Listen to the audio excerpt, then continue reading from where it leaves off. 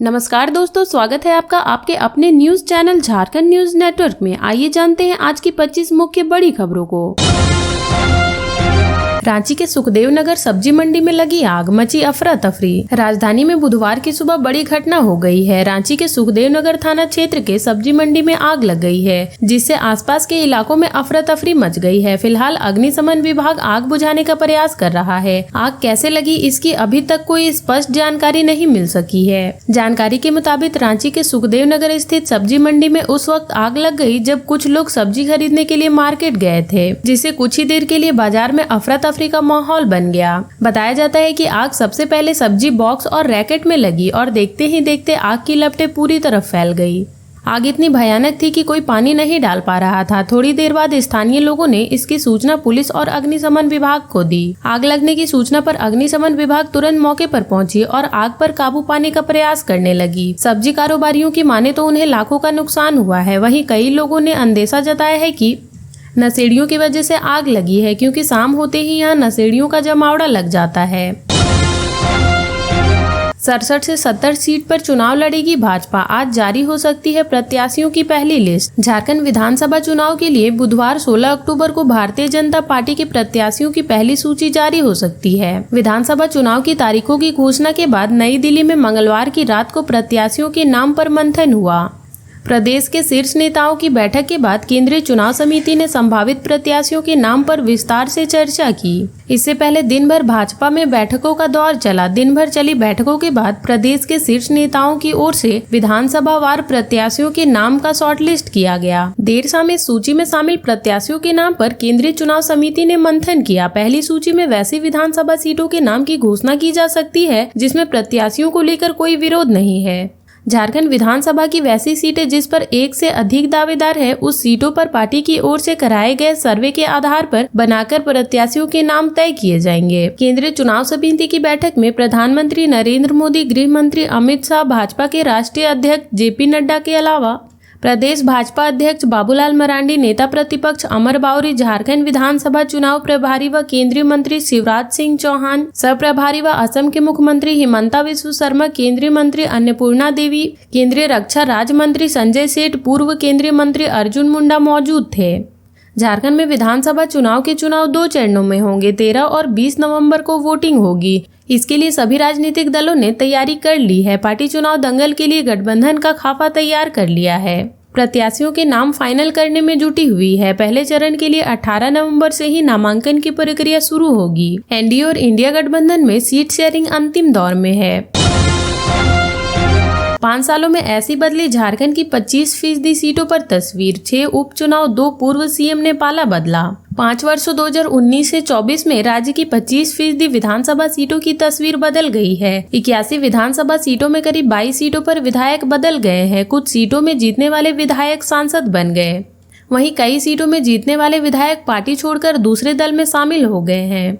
कुछ सीटों पर उपचुनाव भी करना पड़ा। 2019 में हुए विधानसभा चुनाव के बाद सबसे पहला उपचुनाव दुमका और बेरमो में हुआ। वर्तमान मुख्यमंत्री हेमंत सोरेन 2 सीटों से जीते थे। बाद में उन्होंने दुमका सीट छोड़ दी थी। दुमका सीट पर हुए उपचुनाव में श्री सोरेन के भाई बसंत सोरेन विधायक चुने गए। वहीं बेरमो के विधायक राजेंद्र प्रसाद के निधन के बाद वहां कराए गए उपचुनाव में राजेंद्र प्रसाद के पुत्र कुमार जयमंगल सिंह जीते। पिछले 5 वर्षों में देश में कोरोना काल भी देखा। इसका असर झारखंड की राजनीति पर भी पड़ा।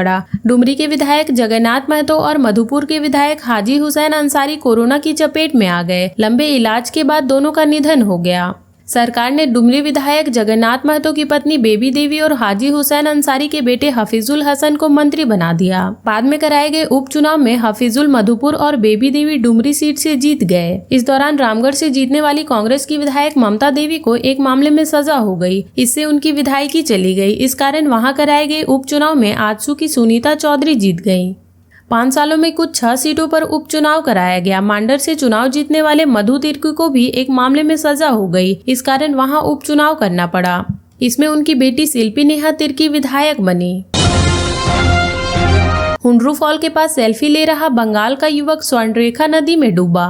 झारखंड की राजधानी रांची के अनगढ़ा में हुंड्रू फॉल के समीप सेल्फी लेने के दौरान स्वर्णरेखा नदी में डूबने से पश्चिम बंगाल के एक युवक की मौत हो गई। एक अन्य की जान बच गई। मृत की पहचान पश्चिम बंगाल के पश्चिमी मेदिनीनगर जिला के सबंग थाना क्षेत्र के नारायण बाड़ निवासी अनिमेश दास के रूप में हुई है। वह 12वीं का छात्र था। आइडियल कोचिंग सेंटर के 78 विद्यार्थी व शिक्षक 2 बसों में रांची के अनगढ़ा प्रखंड स्थित हुंड्रू फॉल घूमने आए थे। शिक्षक गौतम कुमार मन्ना ने बताया कि अनिमेश दास व सुधांशु प्रधान 5-6 सहपाठियों के साथ हुंड्रू फॉल के ऊपर स्वर्णरेखा नदी नहाने गए थे। इसी दौरान दोनों युवक का पैर फिसला और वे नदी में जा गिरे। साथियों ने दोनों को बचाने का प्रयास किया लेकिन वे असफल रहे। सुधांशु प्रधान किसी प्रकार पत्थर की ओट में फंस गया जिससे उसकी जान बच गई। अनिमेश दास गहरे पानी में डूब गया। झारखंड में खिलाड़ियों से खिलवाड़। जिस थाली में खाते हैं खिलाड़ी उसे चाट रहे हैं कुत्ते। Jharkhand state sport promotion society के खेल एकेडमी में प्रशिक्षण ले रहे खिलाड़ियों को भरपेट भोजन भी नसीब नहीं हो रहा है। घटिया खाना के साथ खाने की थाली से पोषण चीजें गायब हो रही है। शिकायत करने पर भी सुनवाई नहीं हो रही है। यहाँ तक कि खिलाड़ियों के खाने के बाद थाली में आवारा कुत्ते भी खाना खा रहे हैं। इसके बाद उसी थाली में फिर खिलाड़ियों को खाना परोसा जा रहा है। झारखंड में खेल को बढ़ावा देने के लिए गठित JSS-PS में पिछले 1 साल से अधिक समय से खिलाड़ियों को मिलने वाला खाना का स्तर गिर गया है। उनके लिए ना तो डाइट चार्ट फॉलो किया जाता है और ना ही उनकी सेहत का ध्यान रखा जाता है। खाना खाने के बाद खिलाड़ी इसकी शिकायत मेस के इंचार्ज और प्रबंधन से करते हैं लेकिन उनकी सुनवाई नहीं होती है। फिर से वही खाना परोस दिया जाता है। वहीं इस संबंध में खिलाड़ियों के कोच भी रजिस्टर में खराब खाने की शिकायत करते हैं लेकिन इससे भी प्रबंधक को कोई फर्क नहीं पड़ता है। अलग अलग एकेडमी में खिलाड़ी पिछले साल से खाने की शिकायत कर रहे हैं जिसमें वे लिखते हैं कि रोटी समाप्त होने पर रोटी फिर से नहीं बनाई जाती, रोज अंडा नहीं मिलता है, दाल अच्छी नहीं है। ऐसे ही कई शिकायत रजिस्टर में खिलाड़ी करते रहते हैं।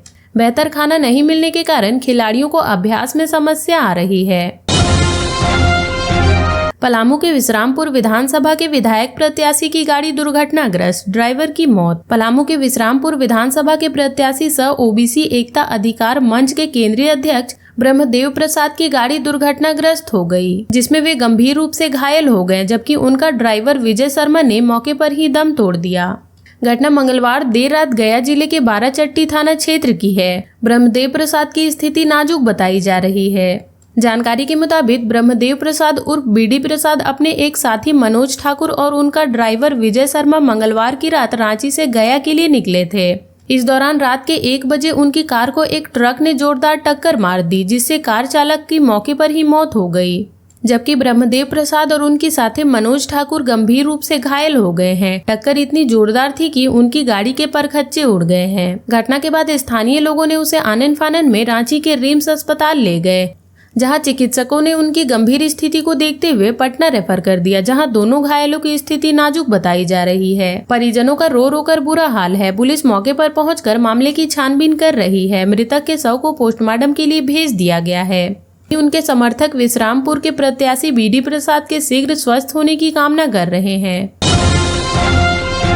प्री पोल ड्यूटी के लिए मिला 100 कंपनी अर्धसैनिक बल। विधानसभा चुनाव 2024 से पहले प्री पोल ड्यूटी के लिए चुनाव आयोग के निर्देश पर झारखंड को 100 कंपनी अर्धसैनिक बल मिल गया है। इसमें CRPF, CISF, BSF, SSB और IDPP शामिल हैं। इन बलों को राज्य के सभी 24 जिले में तैनात किया जाएगा। 3 से 5 कंपनी अर्धसैनिक बल एक जिला को मिल सकता है। इन बलों को flag march, area demonstration, checking आदि कार्य में लगाया जाएगा ताकि आमजनों को यह विश्वास लगे कि चुनाव के मद्देनजर सुरक्षा व्यवस्था चाक चौबंद रहेगी। झारखंड में 13 नवंबर व 20 नवंबर को 2 चरणों में मतदान होगा। 23 नवंबर को मतगणना होगी। इसके मद्देनजर सुरक्षा व्यवस्था को लेकर झारखंड पुलिस ने चुनाव आयोग से 590 कंपनी अर्धसैनिक बल की मांग की थी। अभी तक निर्णय नहीं हुआ है कि कितना अर्धसैनिक बल झारखंड को मिलेगा। उल्लेखनीय है कि लोकसभा चुनाव 4 फेज में हुए थे। विधानसभा चुनाव 2024 के दौरान झारखंड को 230 कंपनी अर्धसैनिक बल मिले थे। जाने झारखंड CGL की रिजल्ट को लेकर लेटेस्ट अपडेट। झारखंड CGL की परीक्षा जो पूरे राज्य में 21 और 22 सितंबर को आयोजित हुई थी, परीक्षा के संपन्न होने के ठीक बाद कई अभ्यर्थियों द्वारा ये दावा किया गया था। इसको लेकर राज्य के कई दिनों तक काफी हंगामा हुआ। छात्रों ने JSSC ऑफिस के बाहर आंदोलन भी किया। इसके बाद आयोग और छात्रों के बीच कई सारी मीटिंग भी हुई और आयोग ने शिकायतकर्ताओं के साक्ष्य जमा करने का मौका भी दिया। हालांकि आयोग के अनुसार शिकायतकर्ता पूरे साक्ष्य नहीं दे पाए थे। इन सब असमंजस के बीच कई लोगों में बेसब्री से परिणाम का इंतजार है। ऐसे में जाने परीक्षा के परिणाम को लेकर लेटेस्ट अपडेट। ऐसी खबरें सामने आ रही है कि झारखंड विधानसभा चुनाव को लेकर पूरे राज्य में आचार संहिता लागू हो गई है और ऐसे में जेएसएससी या जेपीएससी कोई भी परिणाम जारी नहीं कर सकेगा। बता दें कि जेपीएससी में वर्तमान में अध्यक्ष नहीं होने के कारण परिणाम जारी नहीं हो पाएगा। जेपीएससी की मेंस परीक्षा भी खत्म हो चुकी है, लेकिन इसमें भी परिणाम का अब तक सामने नहीं आ पाया है। हालांकि इन बातों को लेकर अब तक कोई भी आधिकारिक पुष्टि नहीं की गई है।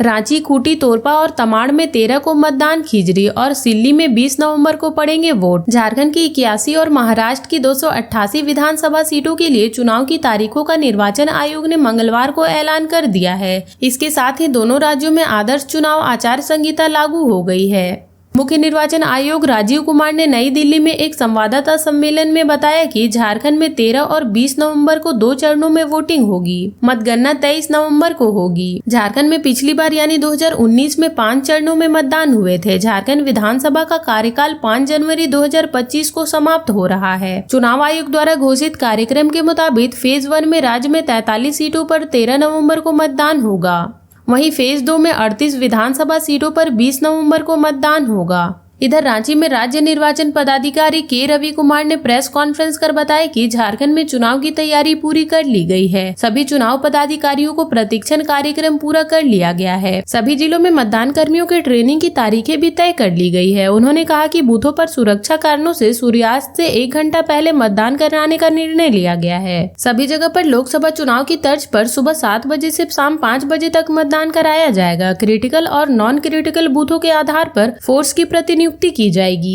के रवि कुमार ने कहा कि शहरी क्षेत्र में वोट प्रतिशत बढ़ाने के लिए बूथों पर सुविधा बढ़ाई जाएगी। साथ ही वोटिंग ऐप की भी सहायता ली जाएगी। के रवि कुमार ने कहा कि आयोग निष्पक्ष, पारदर्शी और शांतिपूर्ण चुनाव कराने के लिए कटिबद्ध है। चुनाव की घोषणा के साथ ही राज्य में आदर्श आचार संहिता लागू हो गई है। आचार संहिता के प्रावधानों को पूरी सख्ती से लागू किया जाएगा। उन्होंने अधिक से अधिक संख्या में लोगों से चुनाव में भाग लेने के लिए अपील की है। सियासी बिसात पर मैया और गोगो दीदी की चाल, इंडिया एनडीए गठबंधन में फाइट। झारखंड में विधानसभा चुनाव का आगाज हो चुका है। 13 और 20 नवंबर को होने वाले चुनाव के लिए चुनावी मैदान तैयार है। सियासी बिसात पर इंडिया गठबंधन ने मैया योजना और एनडीए ने गोगो दीदी की चाल भी चली है। झारखंड की आधी आबादी किस करवट लेगी यह चुनाव परिणाम के आने के बाद ही पता चलेगा, लेकिन पार्टियों ने चुनाव रण में अपना ताकत झोंक दिया है। पक्ष विपक्ष एक दूसरे के खिलाफ नैरेटिव सेट करने में जुटा हुआ है। वहीं वोटरों को रिझाने के लिए वादे किए जा रहे हैं और कस्में खाई जा रही है। अब बारी वोटरों की है। राज्य की लगभग सीटें इंडिया और एनडीए गठबंधन के बीच फंसी है। कई सीटों पर सीधी टक्कर है। एक एक सीट सत्ता के गलियारे में ले जाने के लिए महत्वपूर्ण होगी। दोनों ही खेमा कोई चूक करना नहीं चाहता है। भाजपा ने अपने बड़े राजनीतिकार और राजनीतिक धुरंधरों की टीम उतारी है। चुनाव के मैजिक मैन भाजपा के लिए राह आसान करने की राजनीतिक बना रहे हैं। केंद्रीय मंत्री शिवराज सिंह चौहान और असम के मुख्यमंत्री हिमंता बिस्वा शर्मा की साख इस चुनाव में दांव पर लगेगी। दोनों झारखंड के पार्टी के कार्यकर्ताओं से लेकर वोटरों को गोलबंद करने में जुटे हुए हैं। भाजपा में दोबारा शामिल होने के बाद बाबूलाल मरांडी के लिए भी यह चुनाव महत्वपूर्ण है। वहीं प्रतिपक्ष के नेता अमर कुमार बावरी का भी राजनीतिक भविष्य तय होना है। इधर पिछले चुनाव में 30 सीटों के साथ बड़ी ताकत बना झामुमो और हेमंत सोरेन के लिए यह चुनाव सियासी कदकाठी तय करेगा। 5 सालों तक बहुमत की सरकार चलाने वाले हेमंत सोरेन के समक्ष फिर से विपक्षी का फांस काट दूसरी बार वापसी कर चुनौती होगी। एनडीए के खिलाफ मोर्चा पर हेमंत सोरेन ही दिख रहे हैं। वहीं प्रदेश कांग्रेस को अपने केंद्रीय नेताओं पर ही भरोसा है। राहुल गांधी, प्रियंका गांधी, मल्लिकार्जुन खड़गे जैसे नेता के दौरे पर निगाहें होंगी। प्रदेश कांग्रेस के नेता और विधायक अपने अपने सीटों को बचाने के लिए जूझेंगे। आने वाला विधानसभा चुनाव कई मायने में अहम होगा। पार्टी की सरहद टूटने वाली है। एक दूसरे को झटका देने की राजनीतिक है। झारखंड में अब कोई सरकारी घोषणा नहीं। 13 और 20 नवंबर को मतदान, 23 को रिजल्ट। चुनाव कार्यक्रम की घोषणा के साथ ही राज्य में आदर्श आचार संहिता लागू हो गई है। अब चुनाव संपन्न होने तक राज्य सरकार द्वारा कोई भी नई योजना शुरू नहीं की जा सकेगी। सरकारी घोषणाओं पर भी प्रतिबंध लग गया है। सरकारी पदाधिकारियों का तबादला भी नहीं किया जाएगा। कोई भी व्यक्ति, राजनीतिक दल, संगठन, उम्मीदवार या अभ्यर्थी बिना समक्ष प्राधिकार की अनुमति के राजनीतिक प्रयोजन से संबंधित सभा, जुलूस, धरना प्रदर्शन नहीं कर सकेंगे। लाउड स्पीकर का प्रयोग भी रात 10 बजे से सुबह 6 बजे तक वर्जित रहेगा। भारत में चुनाव आयोग ने झारखंड में चुनाव की घोषणा कर दी है। राज्य में 2 चरणों में मतदान कराए जाएंगे। पहले चरण के लिए 43 विधानसभा क्षेत्रों में 13 नवंबर को मतदान होगा। वहीं दूसरे चरण में 38 विधानसभा क्षेत्रों में 20 नवंबर को चुनाव कराया जाएगा। पहले चरण के लिए चुनाव की अधिसूचना 18 अक्टूबर को जारी होगी। प्रत्याशी 25 अक्टूबर तक नामांकन कर सकेंगे। 28 अक्टूबर को स्क्रूटनी व 30 अक्टूबर को नाम वापसी की अंतिम तिथि है, जबकि दूसरे चरण के लिए 22 अक्टूबर को चुनाव की अधिसूचना जारी की जाएगी। नामांकन की अंतिम तिथि 29 अक्टूबर, स्क्रूटनी 30 अक्टूबर का नाम वापसी 1 नवंबर तक होगी। सभी 81 विधानसभा सीटों की मतगणना एक साथ 23 नवंबर को होगी। चोरी की बाइक के साथ युवक गिरफ्तार। धनबाद एसएसपी के निर्देश पर सिंदरी में वाहन चेकिंग अभियान के दौरान सिंदरी पुलिस ने चोरी की एक बाइक के साथ विकास राम उर्फ विवेक को गिरफ्तार कर मंगलवार को धनबाद जेल भेज दिया है। यह जानकारी सिंदरी थाना में प्रेस वार्ता में इंस्पेक्टर सह थाना प्रभारी संजय कुमार ने दी। थाना प्रभारी ने बताया कि विकास अपने 2 साथियों के साथ एक बिना नंबर वाली बाइक से आ रहा था। पुलिस की चेकिंग देखकर वह सिंदरी थाना से कुछ दूर पहले ही बाइक से उतरकर भागने लगा। पुलिस ने उसे पकड़ लिया। पूछताछ में उसने बाइक का कागजात नहीं प्रस्तुत किया। उसके बाद उसने पुलिस को बताया कि बाइक चोरी की है। आरोपी विकास राम बलियापुर थाना क्षेत्र के रांगामाटी में रहता है। वह स्वर्गीय विश्वनाथ राम का पुत्र है। सिंदरी थाना प्रभारी ने बताया कि विकास राम ने सिंदरी की कई घटनाओं में अपनी संलिप्तता स्वीकार की है। 25 अगस्त 2022 को सहरपुरा स्थित भाजपा नेता लकी सिंह के कार्यालय पर फायरिंग और हर विद्युत सब स्टेशन में केबल चोरी के अलावा 2 बाइक चोरी में शामिल था। पश्चिमी सिंहभूम के चाईबासा में हाईवा की चपेट में आकर बाइक सवार पति की मौत, पत्नी घायल। पश्चिमी सिंहभूम के चाईबासा में एक बाइक सवार पति पत्नी को एक तेज रफ्तार हाईवा ने अपनी चपेट में ले लिया, जिससे पति की मौके पर ही मौत हो गई, जबकि पत्नी गंभीर रूप से घायल हो गई है। मृतक की पहचान मुफस्सिल थाना क्षेत्र के उनचोड़ी गांव निवासी अमर शक्ति बांद्रा के रूप में हुई है। घायल पत्नी का नाम नानिका बांद्रा है। घटना बुधवार सुबह 11:45 में बिहारी क्लब के पास की है। जानकारी के मुताबिक दोनों पति पत्नी अपने मायके मुफस्सिल थाना क्षेत्र अंतर्गत तुईबीर से उनचूड़ी गांव जा रहे थे। इस दौरान रास्ते में हाईवा ने उसे पीछे से टक्कर मार दी, जिस कारण वे दोनों गिर पड़े। इसके बाद हाईवा उनके पति के सिर पर चढ़ गया, जिससे उनकी मौत हो गई, जबकि घायल महिला नानिका का पैर टूट गया। घटना के बाद हाईवा चालक भागने का प्रयास किया, लेकिन स्थानीय लोगों ने उसका पीछा कर उसे पकड़ लिया। इसके बाद उसे पीसीआर पुलिस के हवाले कर दिया। घटना की जानकारी मिलने के बाद सदर थाना प्रभारी तरुण कुमार दल बल के साथ मौके पर पहुंचे और हाईवा को जब्त कर लिया। इसके बाद शव को पोस्टमार्टम के लिए भेज दिया गया, जबकि घायल को अस्पताल में इलाज के लिए भर्ती कराया गया, जहाँ उसकी स्थिति खतरे से बाहर बताई जा रही है। बोकारो थर्मल पावर प्लांट के एचटी पैनल में लगी आग, उत्पादन ठप। बोकारो थर्मल स्टेट डीवीसी के 500 मेगावाट वाले पावर प्लांट के टरबाइन फ्लोर के नीचे एचटी पैनल में शॉर्ट सर्किट से आग लग गई। आग लगने के बाद एक यूनिट को बंद कर दिया गया, वहीं दूसरा पैनल पूरी तरह से जलकर राख हो गया है। घटना बुधवार सुबह लगभग 8:15 बजे की है। घटना के संबंध में बताया जाता है कि पावर प्लांट के टरबाइन फ्लोर के नीचे 3.5 मीटर हाइट पर नीचे स्थित एचटी पैनल के इलेक्ट्रिक ब्रेकर के 1 बीबी बोर्ड में शॉर्ट सर्किट से आग लग गई। आग लगने की सूचना पावर प्लांट स्थित सीआरपीएफ फायरिंग विंग को दी गई। फायर विंग के जवानों एवं अधिकारियों ने कड़ी मशक्कत के बाद आग बुझाने में सफलता हासिल की। जब तक आग को बुझाया गया तब तक पैनल और बोर्ड पूरी तरह से जलकर राख हो गया। आग लगने के कारण इलेक्ट्रिकल सिस्टम काम नहीं करने पर यूनिट भी ट्रिप कर गया।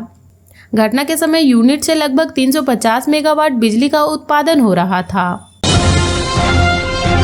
झारखंड में पहली बार सिर्फ 2 चरण में विधानसभा का चुनाव, खरमास में नहीं होगा सरकार का शपथ। झारखंड में पहली बार 2 चरणों में चुनाव कराया जा रहा है। राज्य के गठन के बाद से अब तक एक बार छोड़कर हमेशा 5 चरणों में चुनाव कराया गया है।